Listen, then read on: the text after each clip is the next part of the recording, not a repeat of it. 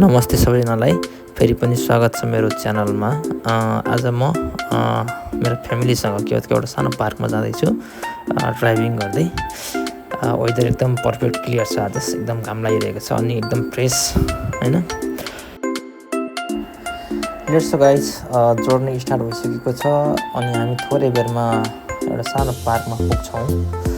यहाँबाट हामी यहाँ पार्कमा पुगिसकेका छौँ। अब यो पार्क धेरै फेमस त होइन मेरो विचारमा, तर लोकल पिपलको लागि चाहिँ एकदम पर्फेक्ट प्लेस हो जस्तो लाग्छ मलाई। एकदम क्लिन, ग्रिन अनि भेरी एकदम फ्यामिली फ्रेन्डली छ। जापानमा यस्ता लोकल पार्कहरू हरेक सिटीमा हरेक ठाउँमा हुन्छन् हैन, एकदम टोटल्ली फ्री हुन्छन्। यहाँ त अझ पार्किङ पनि फ्री रहेछ हैन। त्यही भएर चाहिँ बिहान 9 बजेदेखि बेलुका 5 बजेसम्म चाहिँ गाडी मजाले फ्री पार्किङ गरेर जहाँ जान पनि सकिने के। यहाँबाट हिँड्दै गयो भने यति धेरै टाढासम्म छ, यति धेरै टाढासम्म छ है। हामी पनि अब कहाँसम्म पुग्न सकिन्छ विथ किड्स हेरौँ।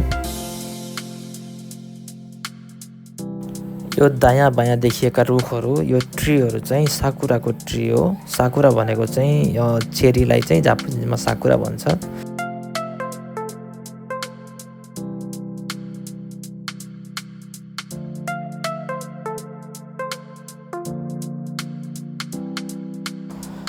मलाई चाहिँ वास्तवमा भन्दाखेरि चाहिँ यो भिडियो अनि फोटो चाहिँ एकदम पहिलेदेखिको सोख मेरो चाहिँ।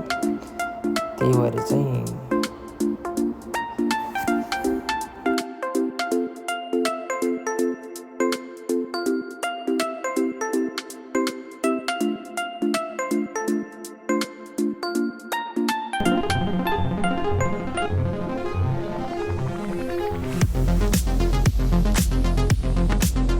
यो दायाँ बायाँ देखेको यो सबै छ नि, यो सबै साकुराको ट्रीहरू हो, चेरीको ट्री हो यो चाहिँ। अनि यो चाहिँ जापानको पार्कहरू चाहिँ अलमोस्ट सबै यो किड्स फ्रेन्डली हुन्छ हैन, बच्चा बच्चीको लागि चाहिँ मेनली एकदम छोड्दै हुन्छ कि। यस्तो तिनीहरू खेल्ने ठाउँ, डुल्ने ठाउँ हैन।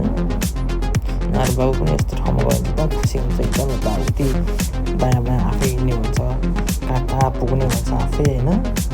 हामी चाहिँ उसको पछि हिँड्नु मात्रै पऱ्यो, जति गरे पनि थाक्दैन।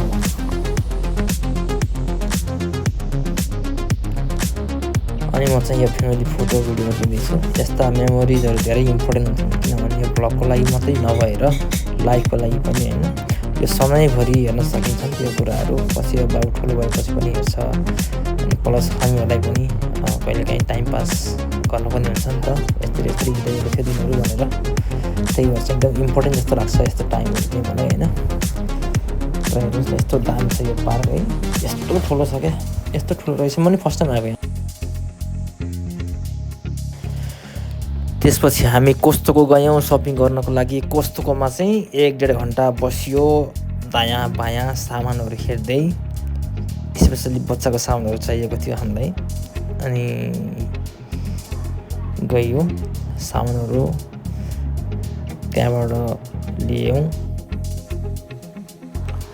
यो फुच्ची चाहिँ सधैँभरि चाहिँ बाहिर आफै हिँड्ने डुल्ने हुन्थ्यो, आज चाहिँ सायद पार्कतिर धेरै दौड्दा पनि होला, थाकेछ क्या अरे, चुप्पो लगाएर बसिरहेको छ। एकदमै भएर मेरो बाबु नत्र यताको सामान निकाल्दैन, उताको सामान निकाल्दिने हैरान पर्छ कि।